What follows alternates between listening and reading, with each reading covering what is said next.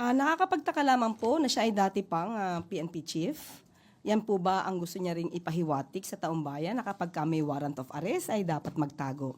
Hindi po talaga tayo magtataka kung bakit natagalan na sumuko or nahuli ang dating si Pastor Kibuloy. Well, anyway, sabi po natin, hindi natin sinasang-ayunan ang ganong klase pong paniniwala at kanyang nais gawin. Hindi po ito makakabuti sa mga kababayan natin na mismong leader natin ay hindi haharapin ang anumang kaso o complaint na naisampa o maisasampa laban sa kanya.